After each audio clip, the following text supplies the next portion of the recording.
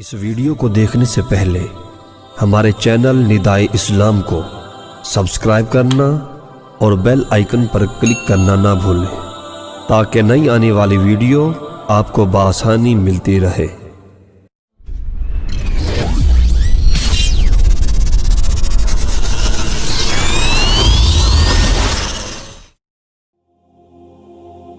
عاشوراء کے روزوں کے 6 فضائل۔ حضور اکرم نور مجسم صلی اللہ تعالی علیہ وآلہ وسلم فرماتے ہیں، رمضان کے بعد محرم کا روزہ افضل ہے اور فرض کے بعد افضل نماز صلاۃ اللیل یعنی رات کے نوافل ہیں۔ طبیبوں کے طبیب اللہ پاک کے حبیب صلی اللہ تعالی علیہ وآلہ وسلم کا فرمان رحمت نشان ہے، محرم کے ہر دن کا روزہ 1 مہینے کے روزوں کے برابر ہے۔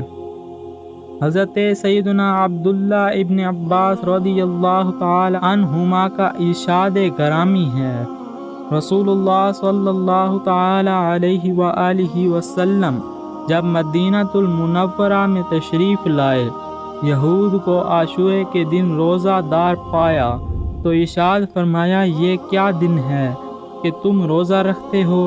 عرض کی، یہ عظمت والا دن ہے کہ اس میں موسیٰ علیہ السلام اور ان کی قوم کو اللہ پاک نے نجات دی اور فرعون اور اس کی قوم کو ڈبو دیا، لہٰذا موسیٰ علیہ السلام نے بطور شکرانہ اس دن کا روزہ رکھا تو ہم بھی روزہ رکھتے ہیں۔ ارشاد فرمایا، ہم موسیٰ علیہ السلام کے تم سے زیادہ حقدار ہیں۔ تو سرکار مدینہ صلی اللہ تعالی علیہ وآلہ وسلم نے خود بھی روزہ رکھا اور اس کا حکم بھی دیا۔